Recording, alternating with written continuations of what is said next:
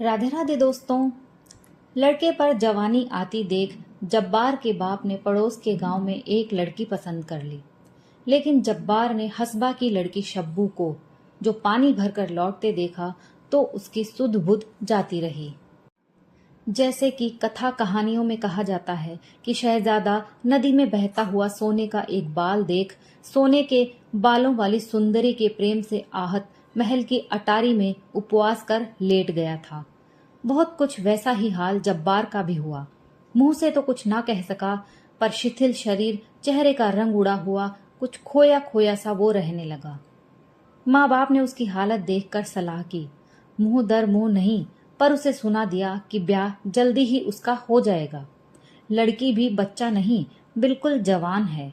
शमशल की बड़ी बेटी जहुन्ना आसपास के 4 गांव में एक ही लड़की है। पानी का बड़ा मटका सिर पर उठाकर धमकती 2 मील चली जाती है। घर भर का काम संभालती है अभी से। यहाँ आ जाएगी तो जब्बार की माँ को भी चैन मिलेगा। बूढ़ी हो गई बेचारी, पर जब्बार को इससे कुछ तसल्ली ना हुई। वो अक्सर लंबी लंबी आहें खींचकर चुपचाप पड़ा रहता। एक रोज माँ ने आंखों में आंसू भरकर अपनी कसम धराकर पूछा तो उसने सच कह दिया। जहुन्ना की बात सुनने से भी उसने इनकार करके कहा, या तो हसबा की बेटी शब्बू, नहीं तो बस कुछ नहीं। माँ बाप ने बहुत समझाया। उसे सुनता देखते तो आपस में जहुन्ना की तारीफ और शब्बू की निंदा करने लगते। फिर जो लोग ऐसी बेशर्मी से ब्याह करते हैं उनकी कितनी निंदा होती है।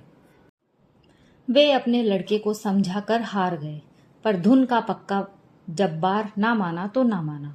बेटे की जिद से हार मानकर बूढ़ा गफ्फार एक दिन हसबा से बात करने गया। जब वो लौटकर आया तो क्रोध से उसकी आंखें लाल और ग्लानि से चेहरा विरूप हो रहा था। बंदूक कोने में रखे कंधे की चादर जमीन पर फेंक वो जमीन पर ही बैठ गया। जब्बार की माँ ऊँटों को बेरी की पत्तियां खिला रही थी। तुरंत बूढ़े के समीप दौड़ी आई। जब्बार दूर से ही उत्सुक कान लगाए था। बूढ़ा मानो फट पड़ा। ऐसे नालायक बेटे से बे औलाद भला। जब्बार की माँ ने घबराकर बेटे की बलाएं अपने सिर लेते हुए नाक पर हाथ रखकर पूछा, हाय हाय क्या हुआ? बूढ़े ने कहा, होगा क्या, ऐसे बेशर्म बेगैरत लड़के से और क्या होगा। तमाम इज्जत खाक में मिल गई और घर मिट्टी में मिल जाएगा। माँ ने फिर बलाएं लेकर पूछा, हाय हुआ क्या, ऐसा क्यों कहते हो? बाप ने कहा, अगर इसके ऐसे ही मिजाज थे तो ये कलात के खान के यहाँ क्यों पैदा नहीं हुआ? जानती है हसबा ने क्या कहा? सीधे मुंह से बात भी नहीं की। कहती है शब्बू की बात तुम मत सोचो, उसे वो ब्याहेगा जो 250 रुपए गठरी बांध कर लाएगा। 250 रुपए की बात सुन जब्बार की माँ की आंखें ऊपर चढ़ गई। बूढ़ा बोला, तू भी बूढ़ी हो गई, तू ही बता, तूने कभी ऐसा तूफान सुना है अपनी उम्र में? 250 रुपए कोई चीज ही नहीं होती। शमशल से मैंने जहुन्ना के लिए बात की थी। उसने लड़की के 80 मांगे थे, आखिर 60 पर तैयार है। उसकी लड़की भी एक आदमी है और वो बदजात मांगता है 250। और फिर तू बूढ़ी हो गई, तू ही बता, रंग जरा मैला हुआ तो क्या, और जरा साज हुआ तो क्या, औरत औरत सब एक। तुझे अपने काम से मतलब कि रंग से? अभी 6 महीने नहीं हुए इसके लिए बंदूक खरीदी तो वह ऊंट बेचा था। 250 रुपए उम्र भर कमा तो पाएगा नहीं, और शान ये है। अच्छा तू ही बता, इतनी बूढ़ी हुई 250 रुपए कभी औरत के दाम सुने हैं? 250 रुपए में तो फिरंगी की तोप खरीदी जाती है। जब्बार ने सुना और आह को सीने में दबाकर करवट बदल ली। इकलौते बेटे का यूं दिन रात बिसूरना माँ बाप से न देखा गया। बूढ़े ने कहा, मेरा क्या है, पका फल हूं, कब टपक पड़ूं। जो कुछ है इसी के लिए है। रोजी का सहारा ये 2 ऊंट हैं, ये भी जाएंगे तो फिर खुद ही फिरंगियों की सड़क पर रोड़ी कूटने की मजदूरी करेगा। लोग यही कहेंगे कि गफ्फार का बेटा मजदूरी करने लगा, तो इसकी किस्मत, मैं क्या सदा बैठा रहूंगा। आखिर दोनों ऊंट भी बन्नू के बाजार में बेच दिए गए और शब्बू जब्बार की बहू बनके घर आ गई। शब्बू को इस बात का कम गर्व नहीं था कि उसकी कीमत गिन कर 250 रुपए चुकाई गई है। पानी भरने जाती तो आधा ही घड़ा लेकर लौटती, वो भी लचकती बल खाती। पड़ोस की मीरन ने समझाया, ऐसा नखरा ठीक नहीं। मर्दों का काम प्यारा होता है, मर्दों को काम प्यारा होता है। किसी रोज ऐसी मार पड़ेगी कि कमर सदा को लचक जाएगी। अपनी कान तक फैली आंखें मटकाकर और हाथ का अंगूठा दिखाकर शब्बू ने कहा, ओहो, मेरे बाप ने 12 बीसे और 10 रुपए गिनकर मुझे मार खाने को ही तो यहाँ भेजा है। कोई मुझे हाथ तो लगाए। तेरा क्या है? तेरे मर्द ने 3 बीसे में तुझे लिया है। लंगड़ी लूली हो जाएगी तो एक और सही। गजब की शौक और शौकीन थी शब्बू। वो काले मखमल की वास्कट पहनती, जिसकी सिलाइयों पर सीप के 300 बटन टंगे थे। अपने बालों में मक्खन लगाती और बाहर जाने से पहले पानी का हाथ लगाकर उन्हें संवार लेती। महीने में 2-2 बार अपने बाल धोती। जब्बार की माँ ये सब देखती और नाक पर हाथ रख पड़ोसिन से कहती, देखो तो 250 रुपए देकर ब्याह किया, पर मुझे क्या आराम मिला। इसे तो अपने नखरों से ही फुर्सत नहीं। बूढ़े ने बेटे को समझाया, जवानी की तेरी उम्र है, कुछ कमाई अब नहीं करेगा तो कैसे निभा होगा। यूं घर बैठा रहना क्या तुझे सोता है। रोजी का एक जरिया मेरे ऊंट थे, सो तेरे ब्याह में खत्म हो गए। अब तू भी कुछ नहीं करेगा तो क्या मैं परदेश जाकर मजदूरी करूंगा। मन मारकर जब्बार को कमाई करने बन्नू जाना पड़ा, लेकिन मन उसका गांव में ही रहता। पूरा सप्ताह जब्बार को बन्नू नहीं गए हुआ था कि वो शब्बू की याद से बेकल हो एक दिन आधी रात में उठ अपने गांव को चल दिया। 16 मील चलकर जब उसे उषा की स्पष्ट लाल आभा में पहाड़ी पर अपने गांव की छतें दिखाई दी तो वो ठिठक गया। अपने गांव की क्रुद्ध मूर्ति और पड़ोसियों की लांछना के विचार ने उसके पैरों में बेड़ियां डाल दी। वो एक चट्टान पर बैठ अपने घर के दरवाजे की ओर देखने लगा। उसने सोचा, पानी भरने शब्बू निकलेगी तब वह उसे एक आंख देख सकेगा। बावड़ी पर चलकर बैठूं, शब्बू पानी भरने आएगी तो उससे 2 बातें करके लौट जाऊंगा। शब्बू पानी लेने आई तो 2 सहेलियों के साथ। जब्बार 30 कदम पर एक पत्थर की ओट में बैठ धड़कते हुए दिल से देखता रहा, पर एक शब्द न बोल सका। बोलता कैसे? वो दोनों पड़ोसिनें बदनाम कर देती। दिल पर पत्थर रखे जब्बार देखता रहा। शब्बू सहेलियों से चुहल करती मटकती लौट गई। जब्बार आहें भरता बन्नू लौट गया। जब्बार के विरह की आग में ईर्ष्या का घी पड़ गया। उसने सोचा, देखो, मैं यहाँ परदेश में अकेला मर रहा हूँ और वो मौज करती है। उसे मेरा जरा भी गम नहीं। औरत की जात में वफा नहीं होती। 8-10 दिन बाद ये फिर रातों रात सफर कर शब्बू को एक पलक देख सकने और एक चुंबन पा सकने की आशा में गांव की बावली पर आकर बैठ गया। परंतु वो अकेली नहीं आई। पड़ोस की 3 सहेलियों के साथ अटखेलियां करती आई। जब्बार ने उनकी बात को कान लगाकर सुना। मीरन ने शब्बू की ठोड़ी छूकर कहा, हाय रे तेरा नखरा, गांव के छैले तुझ पर जान दे रहे हैं, कसम तेरे सिर की। शब्बू के चेहरे पर गर्व से सुरूर छा गया। वे पानी लेकर लौट गई। जब्बार की छाती पर मानो 100 मन का पत्थर आ गिरा, पर बेबस था। अब उसके मन में संदेह का अंकुर और जमा। संदेह मनुष्य के हृदय में आकाश की बेल की तरह बढ़ता है। उसके लिए जड़ या बुनियाद की भी जरूरत नहीं। संदेह को निश्चय का रूप लेते भी देर नहीं लगती। गांव में ऐसे कई लौंडे लुगाड़े थे जिन्हें फितूर के अलावा कुछ काम न था। रहमान और अब्बास से हर एक बात की आशा रखी जा सकती थी। और फिर यदि कुछ दाल में काला नहीं है तो मीरन ऐसी चर्चा क्यों कर रही थी? और शब्बू की यह चटक मटक किसके लिए है? देखो, उसे मेरा जरा भी गम नहीं और मैं मरा जा रहा हूं। जब्बार लहू के घूंट पी पी कर रह जाता।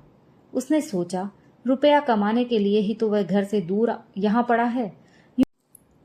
यूं 8-10 आने रोज में रुपया नहीं कमाया जा सकता। घर लौटने की आग ने उसे बावला कर दिया। एक दिन मौका देख उसने एक हाथ मार ही दिया। किस्मत अच्छी थी कि वो पकड़ा नहीं गया और 150 रुपया कमाकर 1.5 महीने में घर लौट आया। जब्बार के बाप को हौसला हो गया, बेटा भूखा नहीं मरेगा। जैसे नील का दाग कपड़े को नहीं छोड़ता, वैसे ही जिस मन में संदेह एक बार प्रवेश कर जाता है उसे छोड़ता नहीं। जब्बार ने शब्बू से पूछा, क्यों? जब मैं बन्नू में था तो खूब मजे उड़ते थे। शब्बू भी निरी मजदूरी न थी। चमक कर उसने पूछा, कैसे मजे? किससे मजे उड़ते थे? जब्बार ने कहा, क्यों, गांव में क्या कम आदमी हैं? रहमान है, अब्बास है, खूब बनाव सिंगार से पानी लेने जाना होता था, क्यों? शब्बू ने कहा, मैंने कभी किसी सिर की तरफ आंख उठाकर देखा हो तो मैं मर जाऊं, नहीं तो मुझ पर झूठा इल्जाम लगाने वाला मर जाए। जब्बार ने तड़प कर पूछा, तू बन ठनकर अपना हुस्न दिखाने नहीं जाती थी? शब्बू ने उत्तर दिया, मैं क्यों जाऊंगी दिखाने किसी को? कोई मरा घूरा करे तो मेरा क्या कसूर? जब्बार ने चुटिया कर पूछा, तो तू यूं बन ठन कर दिखाने को निकलती क्यों है? अपने सौंदर्य के अभिमान में सिर ऊंचा कर शब्बू ने कहा, मैं क्या करती हूं, क्या मुंह काला कर लूं? मैं जैसी हूं वैसी हूं। जब्बार बड़े यत्न से शब्बू की चौकसी करने लगा। वो शब्बू से 100 कदम दूर पर भी आदमी देख पाता तो उसे यही संदेह होता कि वो उससे आंख लड़ा रहा है। कुछ दिन में उसका खाना पीना हराम हो गया। किसी मुसाफिर को गांव से गुजरते देखकर भी उसे यही शंका होती कि संभव है शब्बू के रूप की ख्याति सुनकर ही ये आदमी बहाने से इधर आया है। सारा गांव उसे शब्बू के पीछे पागल दिखाई पड़ने लगा। एक रात जब्बार ने शब्बू से पूछा, आज तू बाहर से लौट रही थी, तब रास्ते में मुस्कुरा क्यों रही थी? उत्तर में शब्बू ने पूछा, मैं कहाँ मुस्कुरा रही थी? जब्बार ने कहा, और वे सब आदमी खड़े हुए क्यों देख रहे थे? अपने रूप की महिमा के संकेत से पुलकित होकर शब्बू ने उपेक्षा से उत्तर दिया, मैं क्या जानूं? होठ काटकर जब्बार ने कहा, बहुत घमंड होगा हुस्न का, नाक काट लूंगा तेरी। शब्बू का मन गुदगुदा उठा। उसने कह दिया, 12 और 10 रुपए की नाक है, और मन मन मुस्कुराने लगी। शब्बू सो गई, परंतु जब्बार की आंखों में नींद कहाँ। उसने पुकारा, सुन तो, लेकिन शब्बू ने कोई उत्तर नहीं दिया। जब्बार ने सोचा, देखो तो घमंड इसका, मैं बेचैन पड़ा हूं और ये मजे में सो रही है। ये सब घमंड हुस्न का है। इसी हुस्न के पीछे गांव के बदमाश पागल हैं। मेरी क्या आबरू है? अगर ये हुस्न ना होता तो क्या मेरी आबरू यूं मिट्टी में मिलती? ऐसे हुस्न से क्या फायदा? गंभीर होकर इस समस्या पर विचार कर उसने सोचा, आबरू नहीं तो कुछ नहीं, और ये हुस्न तो सब लोग देखते हैं, मेरा इस पर क्या कब्जा? जब तक ये हुस्न रहेगा तब तक मुझे आबरू और चैन कहाँ मिल सकता है? रात के सन्नाटे में जो विचार उठते हैं वे बहुत उग्र होते हैं। दिन की तरह उस समय विचारों को बाधित करने वाली सैकड़ों उलझनें नहीं रहती। इसलिए भक्त समाधि रात में लगाते हैं, कातिल कत्ल रात में करते हैं, और चोर चोरी भी रात में ही करता है। जब्बार ने अंधेरे में आंख खोले शब्बू के रूप के कारण होने वाले सब अनर्थ पर विचार कर रहा था। वो अनर्थ उसे अपरिमेय जान पड़ा। उसे सहन करना बिल्कुल संभव न था। उसने सिरहाने से पैना छुरा उठाया और अंधेरे में टटोलकर शब्बू की नाक पकड़ ली। एक ही झटके में नाक काटकर उसने फेंक दी। शब्बू चीख उठी। जब्बार की माँ उठकर दौड़ी। रोशनी जलाई गई। पड़ोस के लोग दौड़े आए। जब्बार का बाप गुस्से में गालियां दे रहा था और दूसरे लोग इलाज बता रहे थे। एक बुढ़िया ने चिल्लाकर कहा, अरे जल्दी से कोई भेड़ बकरी का ताजा गरम गरम जिंदा गोश्त का टुकड़ा काटकर नाक पर रखो, नहीं तो लड़की मर जाएगी। जब्बार की माँ ने घबराकर कहा, इस वक्त भेड़ बकरी कहाँ? बुढ़िया ने उत्तर दिया, तो तुम जानो। जब्बार खड़ा सुन रहा था। शब्बू की नाक उसने इसलिए काटी थी कि वो केवल उसी की होकर रहे। दूसरों की आंख उस पर पड़ना भी उसे सुहाता न था। वो शब्बू को केवल अपने ही लिए रखना चाहता था। दूसरे की आंख उस पर पड़ने से उसके दिल पर घाव लगता था। उसके मर जाने की संभावना सुन उसका दिल दहल गया। जिंदा गरम गोश्त नहीं मिलेगा तो क्या? उसने वही पैना छुरा उठाया और अपनी जांघ से जिंदा गरम गोश्त का टुकड़ा काटकर शब्बू की नाक पर रख दिया। जब्बार के माँ और बाप बिल्कुल पागल हो बैठे और दूसरे लोग हैरान रह गए। शब्बू चेहरे पर घाव के दर्द के मारे खाट पर पड़ी करहाती रहती और जब्बार जांघ में पट्टी बांधे खाट की पटिया पर बैठा शब्बू के चेहरे पर से मक्खियां उड़ाता रहता। जख्म के कारण शब्बू का तमाम चेहरा सूज गया। पानी का घूंट तक निगलना उसके लिए दूभर हो गया। उस पर बुखार। ये हालत देखी तो जब्बार ने उसका इलाज बन्नू के फिरंगी डॉक्टर वाले अस्पताल में कराने का निश्चय किया। खुद बड़ी कठिनाई से वो चल पाता था, परंतु एक रात जब सब लोग सो रहे थे, उसने शब्बू को कंधे पर उठा लिया और बगल में लाठी ले वो बन्नू के लिए चल पड़ा। वो कुछ दूर चलता और सुस्ता लेता, कपड़ा भिगोकर पानी की बूंदें शब्बू के मुंह में टपकाता जाता। 5वें दिन वे लोग बन्नू के अस्पताल में पहुंच गए। 20 रोज में शब्बू का जख्म भर पाया और उसकी तबीयत ठिकाने पाई। नाक न रहने पर हवा होठों की अपेक्षा नाक के छेद से अधिक निकल जाती है और स्वर बिल्कुल नक्की हो जाता है। उसी स्वर में मिनमिनाकर शब्बू ने कहा, मीम साहब कहती हैं विलायत से रबड़ की नाक मंगवाई जा सकती है।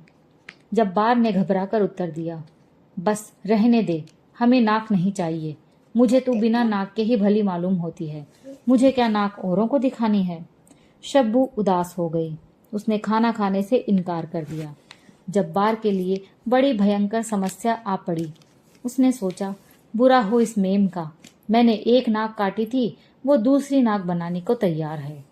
जब 2 दिन शब्बू ने खाना नहीं खाया तो जब्बार ने रबड़ की नाक की कीमत 40 रुपए डॉक्टर के यहाँ जमा करा दी, पर शर्त एक ही रही कि शब्बू नाक लगाएगी जरूर, लेकिन गैर मर्द अगर उसे घूरने लगे तो झट नाक उतारकर जेब में डाल ले।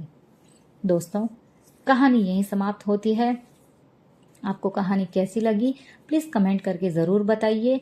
कहानी को लाइक और शेयर कीजिए और अगर आप मेरे चैनल पर नए हैं तो प्लीज़ चैनल को सब्सक्राइब कर लीजिए। मैं रोज़ आपके लिए ऐसी ही अच्छी अच्छी कहानियाँ लेकर आती हूँ। कहानी सुनने के लिए आप सभी का बहुत बहुत धन्यवाद।